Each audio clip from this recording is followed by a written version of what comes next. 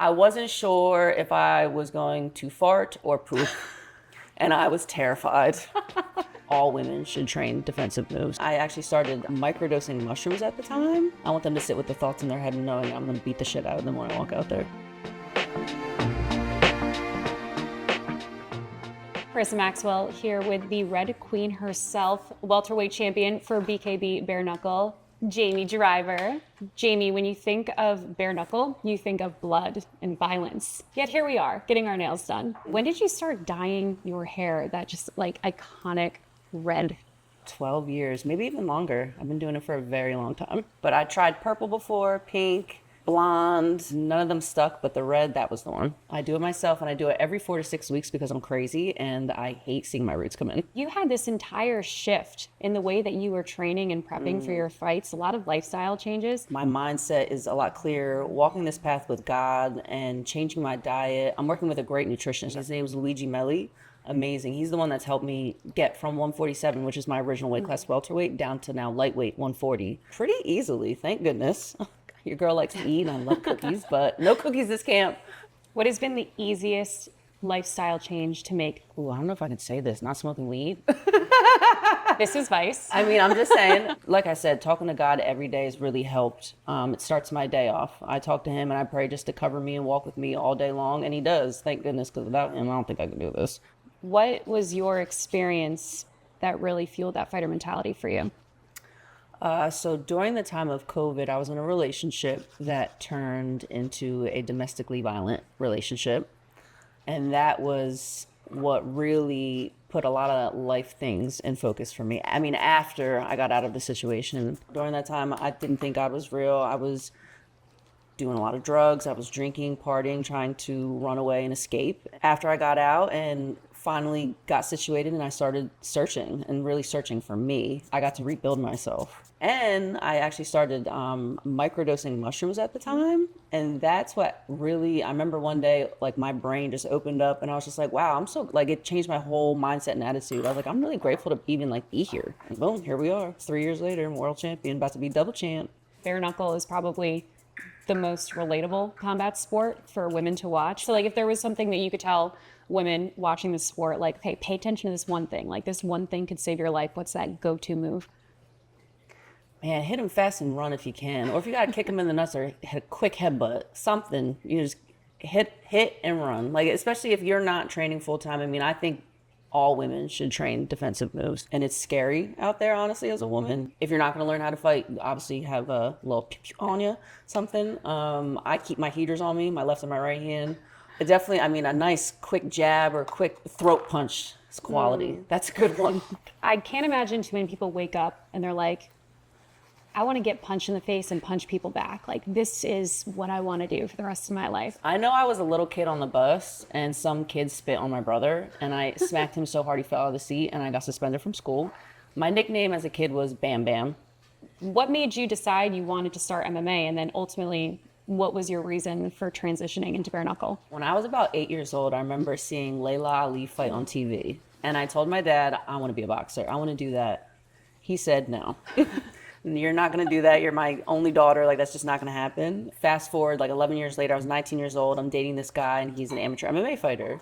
So he brings me to the gym. 3 hours later, after doing BJJ, Muay Thai, I was like, this is hard as hell. But I fell in love immediately, and I pretty much never looked back. I always had that competitor spirit in me. I played field hockey for years, lacrosse. I did some winter track and stuff like that. But I always, the fighting, the street fighting, I fought a lot in the streets and got into a lot of trouble doing that. But that was always just where my heart was. So going into combat sports really was kind of it wasn't an easy transition, but for me, I was meant to be there. Starting with MMA, I went into Sambo. I did that for a little bit. Got the bronze medal over in Moscow. And I've been doing jiu-jitsu for years, but I train at ATT.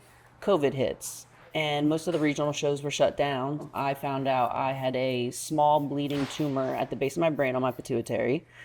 So I was actually medically suspended from fighting for about a year and a half. So during COVID, I was dealing with that, trying to actually be not suspended anymore, which was the most difficult thing in my life because a lot of neurosurgeons refused to clear me, which is pretty understandable. It's a pretty scary thing. But I finally found a neurosurgeon, and after going to a bunch of doctors and getting blood work. I finally got that all taken care of and got cleared. And the first contract and call I got was from BKFC. And I'm like, bare knuckle boxing. I was like, that's pretty crazy. But so am I. You train at American Top Team, the best fighters in the world. How do you navigate challenging the muscle memory of being in the trigon and not wanting to throw an elbow? I mean, the transition from when I first started just strictly training boxing, when I would spar, I would go and clinch, and then I would forget, oh, you guys can't do this here. But in bare knuckle, you can. So it kind of worked well for me to transition from MMA into that. There were a couple of times I definitely shot for a takedown. I think I definitely kicked one of my sparring partners at least once. I'm sorry, Logan, my bad. But it really wasn't too hard for me to control myself, because that's really all it boils down to is control and discipline. And I have both, so. You've had some injuries, I'm sure. I have, yeah. And some gnarly scars. I mean, I've gotten cut in my eyebrows a couple times, but I think the worst was when I shattered my I completely shattered my right hand in a kickboxing fight, actually. That girl, Jenny Diddell, she had a hard-ass head. But then in bare knuckle, I broke my thumb off. The first fight was Sonia Dryling, and they had to pin it back on, and I had to deal with that for about 6 months. Pins, they took the pins back out in a second surgery and all that good stuff, but it's back on, so we're good. What does your routine look like when you can't use your weapons? Luckily, I've only broken or torn one hand at a time. So I still have one other hand and I got 2 feet. So get on the bike, run, I can still shadow box. I'm a nut. When I'm injured, I can't take time off. There's always something you can work on, whether it's physical or mental. Do you like the fast-paced style of bare knuckle? That's kind of how I always wanted to fight MMA. And it was hard for me to tame myself in MMA because you have so much time to work. So you really can slow down. And I didn't like that. It just wasn't, I always just wanted to pull the trigger and gun. I mean, most of my fights are over pretty fast. The only 2 fights that went the distance were with Sonia and Josette. Yeah. But other than that, they all ended in the first round. And that's the way I'm going to keep it. You are covered in art. What is your favorite tattoo? My puppy here, Monroe, who passed away. This actually, to the T to the day, it's been 7 years. But then also my monarch butterflies I have on me right here on my forearm and then on my foot for my grandmother. When she passed away, I asked my mom, I said, well, what was like her favorite animal or flower? And she said, oh, it was the, monarch butterfly. And anytime I asked to see her, I'm like, oh, I miss you. Like, where are you? I'll see a monarch butterfly. She's always with me. And you have some tattoos on your hands too. I do. I have a mustache on one of my fingers. I have sh on one of my other fingers. And then on my right hand, it says Maha, which is Sanskrit to be great. The Maha one's on your knuckles, right? Yeah. Yep, on my Have right you ever had hand. an injury where they've like cut up and you've been more concerned about the ink getting messed up than your hand healing? I did. I didn't get a cut from fighting. I actually burned it getting cookies out of the oven. What other fighters do you get a lot of inspiration from? Another classic, Lucia Riker. She was phenomenal in kickboxing and boxing. I love watching her style. She was just vicious. And I pull a lot from Mike Tyson, Roy Jones Jr., and Marvin Hagler. That's my man's. Him, Tommy Hearns. And then going to the female side, the one that really inspired me during my MMA career was Gina Carano and Chris Cyborg. Oh. Which Chris Cyborg, I'm still coming. I'm trying to fight her. Her and her team keep pushing me off, but she's going to get her ass whooped by me one day. You remind me a little bit of Chris. Do I? Yeah. Really? I think it's the That's spunkiness, like the personality, but she's very confident. As she should be. Yeah, and That's she's a also bad woman. Who would be your ideal athlete to face off in the trigon against? Honestly, if I could duplicate myself, I know that sounds crazy, but I would love to see what other people see when they have to fight me.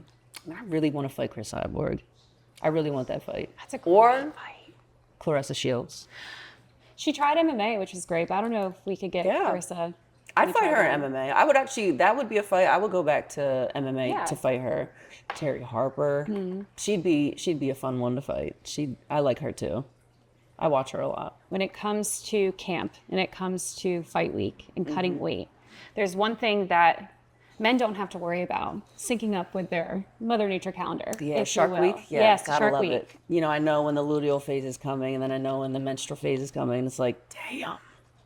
All right, and just me and my nutritionist and my team, we just have to be prepared for, what's to come. Your body's going to hold water and it's going to fight you, but you just got to fight a little harder and just got to dig down a little deeper sometimes. Especially the stress of camp and the stress of, sometimes your period comes early. What's the most weight you've ever had to cut going into weigh-ins?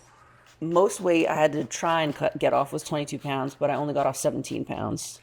Only just 17. Only 17 pounds. Yeah. I was lucky I had a really good team, good friends that came with me there, and we all did the best we could. A lot of hot baths were drawn and a lot of suffering. There were a lot of tears. I remember hanging out in the hallway butt naked with just a towel on, crying. I didn't want to do it anymore, but we did the best we could, and I will definitely not be aiming for 17 pounds ever again on the week of. How do you then recover your body enough to then step into a triathlon, being hydrated, passing the drug test, all the things you need to do for the commission? What is that process like, and how does your body feel? Oh, it feels awesome. That first sip of usually I have like a little bit of water, but I always have like a nice carb powder mix with fresh fruits and water and coconut water waiting on standby with a lot of electrolytes, water from the gods. Really, the first sip, you ask any fighter, it's amazing. I definitely ease into putting food back in my body. I always slowly hydrate, and I just like rest and relax and just keep putting as much weight back on as possible through like the next 24 hours. I mean, you're slowly kind of killing yourself, getting the water off. I think delusion is a word that gets thrown around a lot when you're cutting weight. I mean, I pretty much live in a world of delusion, but you kind of have to be delusional. I mean, before I was a world champion, I was just another fighter, so I had to be delusional enough to believe I could be one. So I kind of live that way, just in Delulu land. I like it here. It's a good time. What's the most random thought you've had mid-fight? Oh, I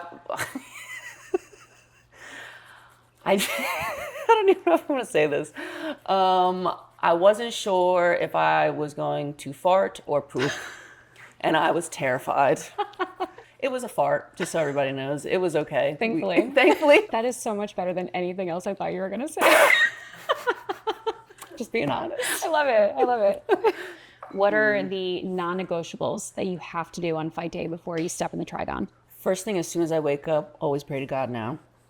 Meditate for about 10 to 20 minutes. And I have to have a coffee in bed and a face mask on. Listen, I might beat ass, but I'm gonna look cute doing it, okay? My skin gonna look flawless, I'm gonna look nice, and I'm gonna feel good about myself. So I do pamper myself the day of the fight, actually. I'm gonna look nice. As you should. Those are high-def cameras. They show everything. Okay, I'm not trying to look crusty on there. What has been on the Fight Week playlist? So things have changed with my music genres. Lately, I've been more into Christian hip-hop and rap. And it's really been fueling my workouts. My two coaches, Kaylin actually and Jack, they are very amazing, godly men. And we put on Christian rap songs all the time in the gym. And it brings my energy up and pumps me up. So that's been lately my go-tos. If you could pick any song for your opponent to walk out to? Is it like a fair enough answer to say I don't really care what they walk out to? Honestly, I'd want them to walk out with nothing on. I want them to sit with the thoughts in their head and knowing that I'm going to beat the shit out of them when I walk out there. Woo! Yes! Yeah, look at these daddies. Oh my God. Yes! Okay, I'm excited. I love these. Thank you.